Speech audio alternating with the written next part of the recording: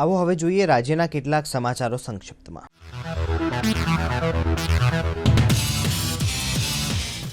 અખાત્રીજના શુભ દિવસથી ભગવાન દ્વારકાધીશને કરાશે પુષ્પના શૃંગાર અને અર્પિત કરાશે ચંદનના વાઘા।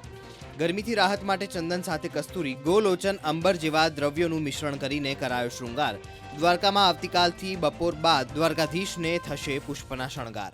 ભગવાનના પૂરેપૂરો શૃંગાર ચંદનનો ધરાવવામાં આવે છે અને દ્વારકાનાથના શૃંગારના દર્શન આ આખા વર્ષ દરમિયાન આજે એક જ વખત ચંદન વાઘાના દર્શન થાય। રાજકોટના સોની બજારમાં આજે અખાત્રીજના વણજોયા મુહૂર્તમાં થઈ સોના ચાંદીની ખરીદી।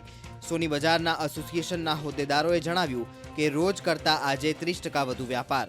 અખાત્રીજને જોઈને ગ્રાહકોના એડવાન્સ બુકિંગ પણ ઘણા થયેલ છે અને દર વર્ષની જેમ જે રૂટીન કરતા હોય એના કરતાં આપણે કહીએ કે 20-30% જેવો જે દરેક દિવસો કરતાં 20-30% જેવો આજના દિવસે શુભ દિવસે ખરીદીમાં લોકો આવતા હોય છે। અખાત્રીજનું મહત્ત્વ સોનું ચાંદી કોઈ પણ વસ્તુ સારા શકનમાં આપણે લઈએ તો એ સારું કહેવાય અખાત્રીજમાં।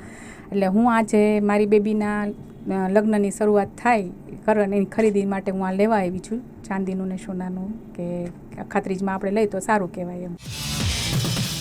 વડોદરામાં પરશુરામ જયંતિ નિમિત્તે બ્રહ્મ સમાજ દ્વારા થયું ભગવાન પરશુરામની મહારેલીનું આયોજન।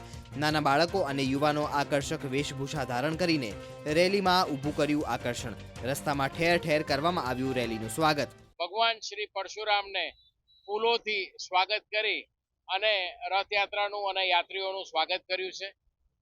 ભગવાન પરશુરામને એક જ પ્રાર્થના છે કે અખંડ ભારતનું નિર્માણ થાય અને સનાતન પણ અખંડ રહે એવી ભગવાન પરશુરામના ચરણોમાં અમારી ભાવભરી પ્રાર્થના।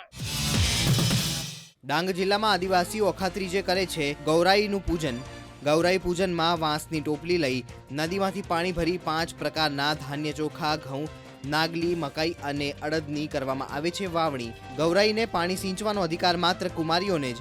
આદિવાસી મહિલાઓએ ગૌરાઈના વિશેષ ગીત ગાઈને કરી અખાત્રીજની ઉજવણી। તહેવારનો અમારા ઘરે રસોઈ કરવામાં આવે છે। નવા પાણીમાં રસોઈ કરીને પછી એ તહેવારની ઉજવણી કરવામાં આવે છે। પછી દેવોના નામ લઈને અમારા કુટુંબ, વડીલો અને દેવોના નામ લઈને એનું પૂજન કરવામાં આવે છે। પછી એ અખાત્રીજનો તહેવાર ઉજવવામાં આવે છે।